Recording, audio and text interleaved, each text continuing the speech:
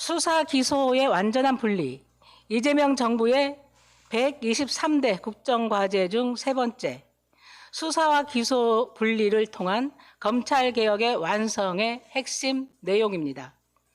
그러나 그 국정과제가 다른 사람도 아닌 정부 여당에 의해 흔들리고 있습니다.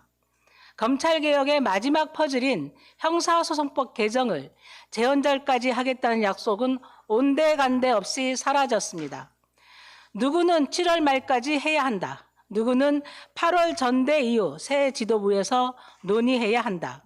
서로 다른 주장들이 난무하고 있습니다.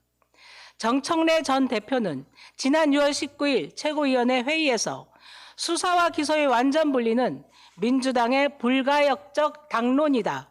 전면 폐지는 너무도 당연하다고 재차 강조했습니다. 김민석 전 총리도 지난 6월 25일 검찰 보안수사권 폐지가 정부의 기본 입장이라 밝혔습니다.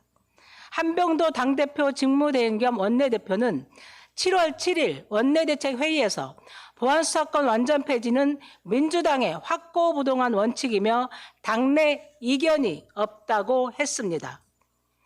당정이 한 목소리로 수사 기소의 완전 분리, 검찰의 보안수사권 폐지를 언급한 기록들이 생생한데 이제 와서 민주당 지도부는 보안수사권 폐지를 당론으로 의결한 바 없다고 합니다. 거짓말입니다. 무책임합니다. 불가역적 당론이라 하지 않았습니까? 국민을 현혹하지 마십시오.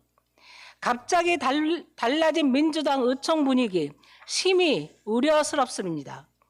보이지 않는 손이라도 작동하는 것입니까? 더욱이 지난 14일 민주당 일부 의원들은 사회적 약자 사건 등 일부 사건에 대해 검사의 보안수사를 허용하는 형사소송법 개정안을 발의했습니다.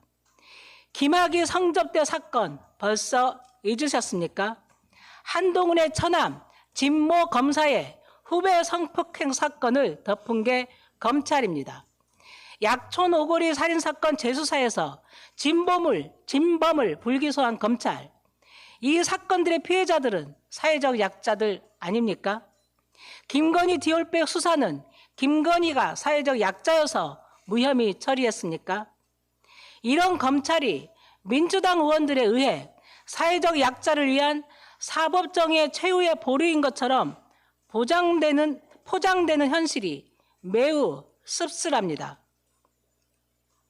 전국 성폭력 상담소 협의회 시민감시단이 2004년부터 성폭력 수사, 재판 과정을 모니터링하며 피해자 인권 존중에 기여한 경찰, 검찰, 재판부를 여성 인권 존중 디딤돌로, 반대로 피해자의 권리 보장에 소홀하거나 2차 피해를 야기한 이들을 걸림돌로 해마다 선정해 왔습니다. 2023년까지의 명단을 보면 디딤돌로 선정된 사례 중 검찰이 25건, 경찰이 46건이었습니다. 걸림돌은 경찰이 11건, 검찰이 30건이었습니다. 검찰이 사회적 약자를 보호한다는 근거는 경험적으로도 없습니다. 처음부터 완벽한 개혁은 없습니다. 가야 할 방향이 분명하다면 결단하고 시행 과정에서 드러나는 문제는 보완하면 됩니다. 개혁을 미루는 것은 답이 아닙니다. 율곡 2인은 마땅히 개혁해야 할 일을 두려워하며 개혁하지 않으면 때를 잃어서 해가 된다고 했습니다. 개혁의 시기를 놓치면 수확을 거둘 수 없다는 가르침입니다. 열매를 맺으려면 제때에 꽃을 떨궈야 합니다. 민주당에 요구합니다. 지금 검찰의 보안수사권을 폐지하지 않으면 10월 2일 중수청과 공소청에 수확을 거둘 수 없게 됩니다.